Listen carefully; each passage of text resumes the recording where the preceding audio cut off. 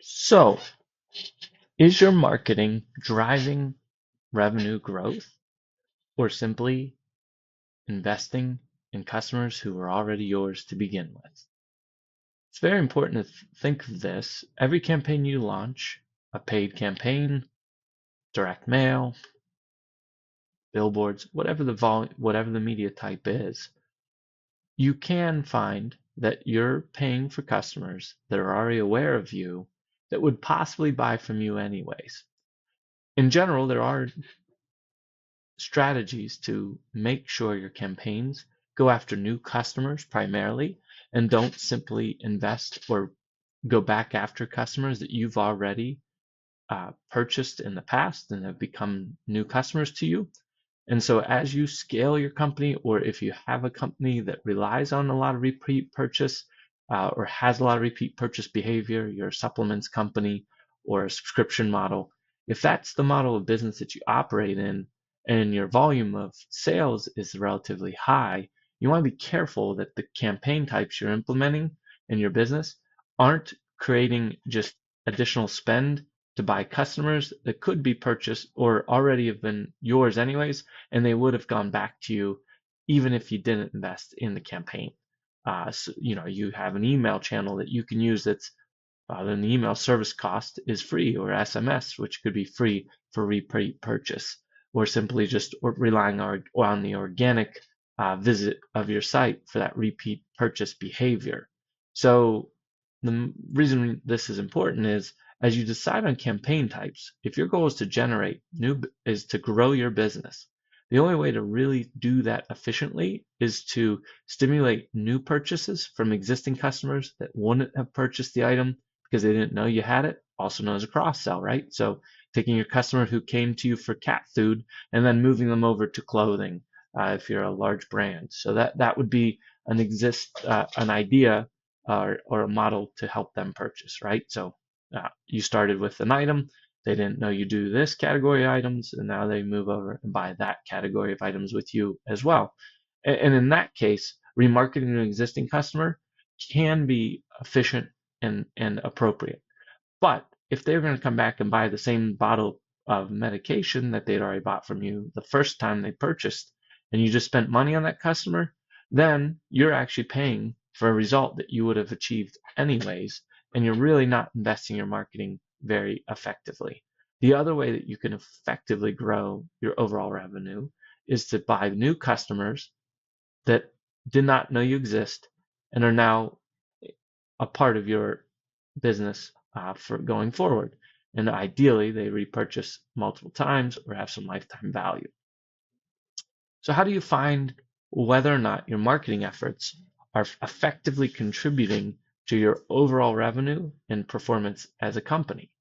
Well, it depends a little bit on your model of business, but whether you're e-com or lead gen based, one of the easiest ways to get to this data is simply to keep track of your results on a spreadsheet like this and or in your platform. So you typically will have some back-end platform that will give you the percentage of your customers that are new customers versus existing. And so if you're on Shopify, I tend to try to build out a platform, a dashboard like this that'll show your total new customers in a given period and your total return customers in a period, as well as the revenue that they drove. So you can see here, we're doing a pretty good job. We have roughly double the amount of new customers that we do relative to existing customers. And so our marketing efforts seem to be driving both revenue growth and new customer growth.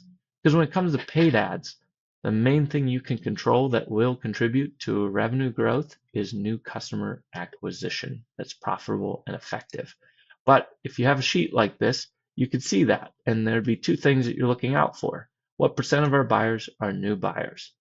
So if you see this tanking and you see what you'll eventually see are other performance metrics like your MER, which is simply your total revenue divided by total ad spend.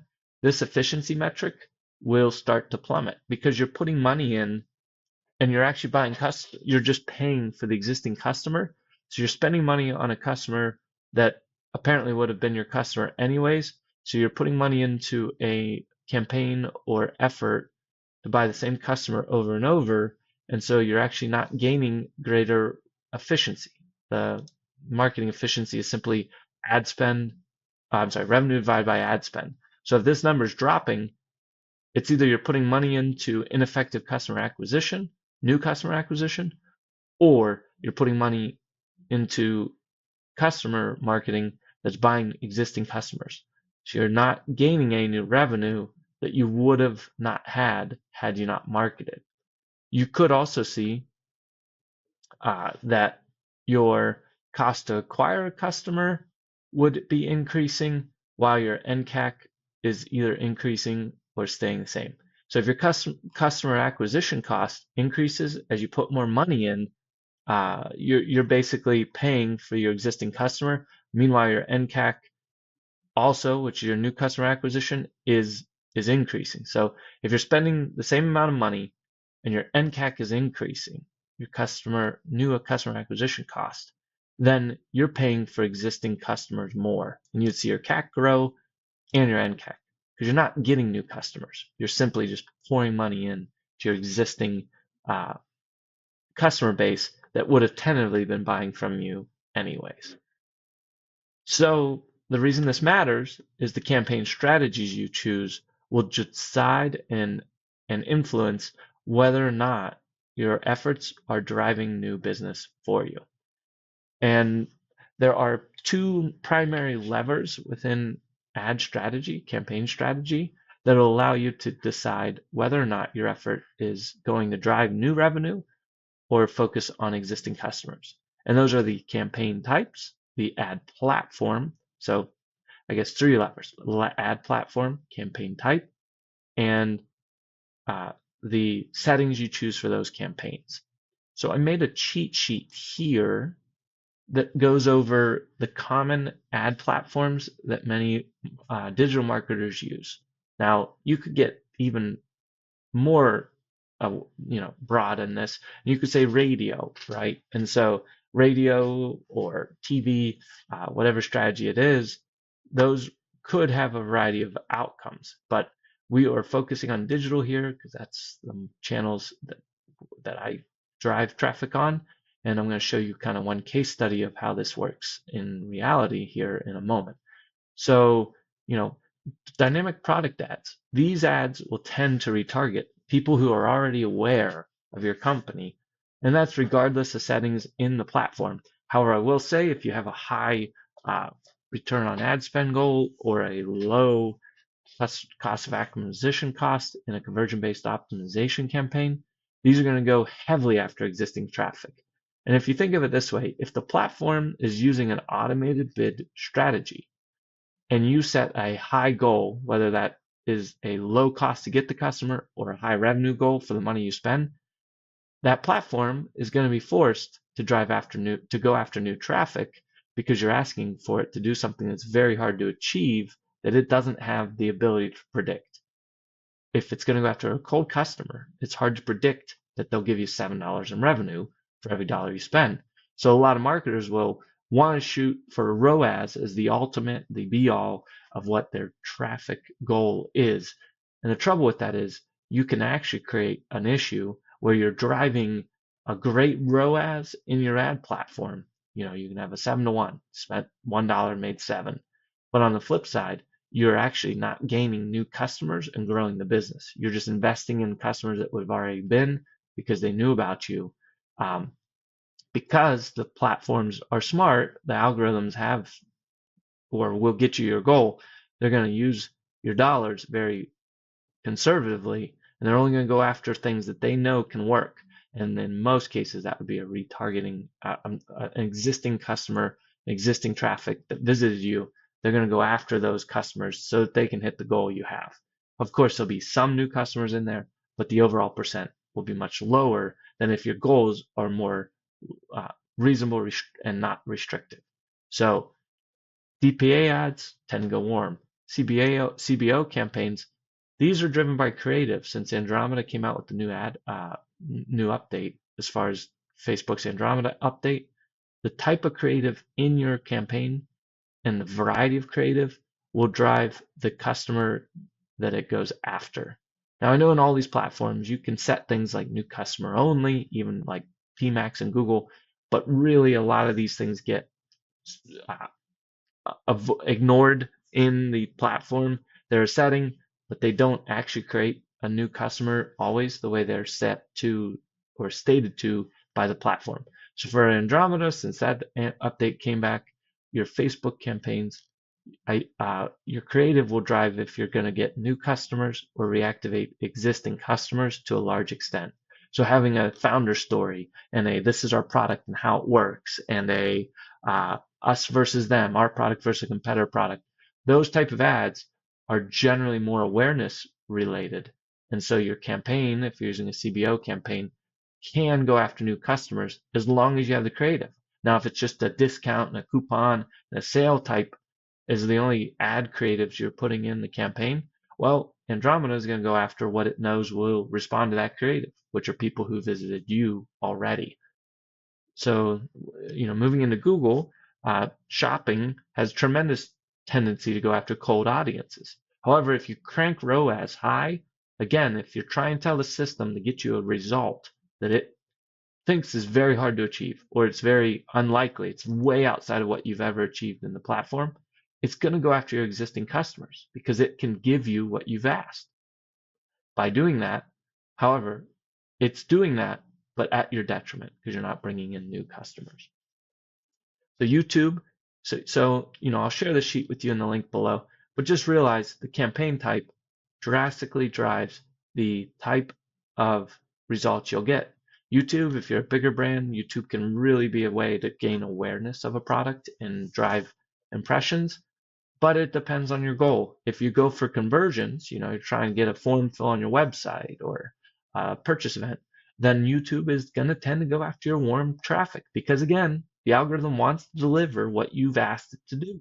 So if you're telling it, I need a ROAS, I need a CPA, it's going to go after your warm traffic first so that it can hit your goal and then fill in the rest with cold traffic versus something like an impressions-based goal type, a sequencing campaign or that kind of thing.